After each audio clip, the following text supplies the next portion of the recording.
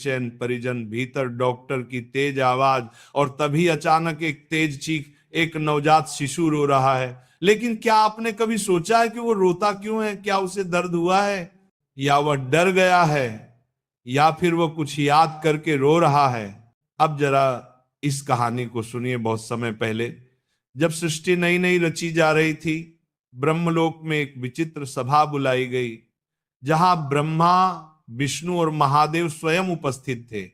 विषय था मनुष्य जन्म।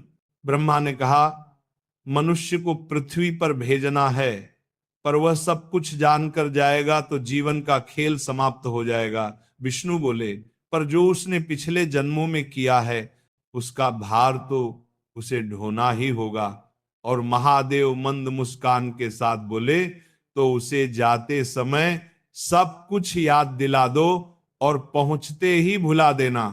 तभी देवताओं ने एक रहस्यमयी व्यवस्था बनाई, एक ऐसी सीमा जहां आत्मा अपने सारे कर्म, सारे वचन, सारे अपराध और सारे पछतावे लेकर खड़ी होगी। और यहीं से कहानी असली रूप लेती है। इसलिए वीडियो छोड़ने की गलती मत करना, क्योंकि यहीं से वो रहस्य शुरू होता है, जिसे जानकर आपकी सोच है कि जब किसी आत्मा का एक जीवन पूर्ण होता है और अगले जन्म का समय आता है, तो वह सीधा गर्भ में नहीं जाती, बल्कि एक अत्यंत रहस्यमयी और भयावह मार्ग से होकर गुजरती है, जिसे जस्सियों ने कर्म द्वार कहा है।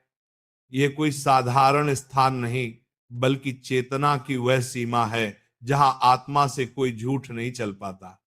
यही चित्रगुप्त अपने विराट लेखा ग्रंथ खोलते हैं, और उस ग्रंथ में लिखा होता है, आत्मा का हर विचार, हर भावना, हर छल, हर करुणा, यहां तक कि वे अपराध भी जो मनुष्य ने कभी किसी को बताए तक नहीं। जैसे ही आत्मा उस द्वार पर पहुंचती है, उसका कंपन बदलने लगता है, क्योंकि उसे पहली बार यह एहसास होता है कि मृत्यु के बाद कोई अंधकार नहीं, बल्कि एक तीखी जागरूकता है। चित्रगुप्त प्रश्न नहीं करते, वे बस दिखाते हैं। इन दोनों आत्मा अपने ही कर्मों को चलचित्र की तरह देखती है। कहीं वह मां को रुला रही है, कहीं किसी मासूम का विश्वास तोड़ रही है, कहीं किसी भूखे को अन्न देखा कर रही है, और कहीं किसी अनजान के लिए अपना सब कुछ लुटा रही है। ये देखकर आत्मा बार बार कहती है, ये मैं नहीं था, परिस्थितियां थी, मजबूरी थी। लेकिन कर्म द्वार पर कोई बहाना स्वीकार नहीं होता। यही आत्मा को बताया जाता है कि अब उसे फिर पृथ्वी पर लौटना होगा, उसी संसार में जिसे वो छोड़कर आई थी। यह सुनते ही आत्मा में भय भर जाता है, क्योंकि अब उसे याद आता है कि पृथ्वी पर सुख जितना दिखता है, दुख उससे कहीं गहरा होता है। बिछोह, बीमारी, अपमान, असफलता, अकेलापन। आत्मा हाथ जोड़कर कहती है, मुझे मत भेजो, मैं वचन देता हूं यही प्रायश्चित कर लूंगा। लेकिन देवदूत शांत स्वर में कहते हैं, यही प्रायश्चित है। फिर आत्मा को बताया जाता है कि उसे मां के गर्भ में प्रवेश करना होगा, और वहीं से उसका अगला अध्याय शुरू होगा। गर्भ कोई आराम की जगह नहीं, बल्कि एक तपोभूमि है। गरुड़ पुराण के अनुसार आत्मा गर्भ में उल्टी अवस्था में रहती है, अंधकार में, जहां हर दिन उसे उसके पुराने कर्म याद दिलाए जाते हैं। वह जानती है कि उसने क्या खोया और क्या पाने का अवसर मिला है। गर्भ के महीनों में आत्मा बार बार प्रतिज्ञा करती है, मैं जन्म लेकर सत्य के मार्ग पर चलूंगा, मैं किसी को नहीं रुलाऊंगा, मैं धर्म को नहीं छोड़ूंगा।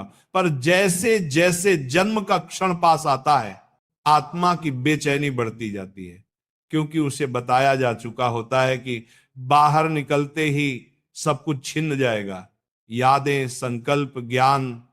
और यही वह भय है जो आत्मा को भीतर ही भीतर तोड़ने लगता है, और यहीं से उस रोने की नींव पड़ती है जिसे आप सिर्फ आवाज समझते हैं। अब यहां से कहानी उस स्तर पर प्रवेश करती है जहां सामान्य सोच, विज्ञान और तर्क सब छोटे पड़ जाते हैं, क्योंकि ये वो क्षण है जहां आत्मा और माया आमने सामने खड़ी होती है। शास्त्रों में कहा गया है कि जैसे ही गर्भ से बाहर आने का समय आता है, उसी क्षण सृष्टि की सबसे रहस्यमयी शक्ति सक्रिय होती है, जिसे विष्णु की माया कहा गया है। यह माया कोई साधारण भ्रम नहीं, बल्कि चेतना पर पड़ने वाला वह आवरण है जिसके बिना मनुष्य पृथ्वी पर एक पल भी जीवित नहीं रह सकता। यदि आत्मा अपने पूरे ज्ञान और स्मृति के साथ जन्म ले ले तो वह न रिश्ते निभा पाएगी, न समाज में ढल पाएगी, न कर्म कर पाएगी, क्योंकि उसे हर समय पता होगा कि ये सब अस्थाई है।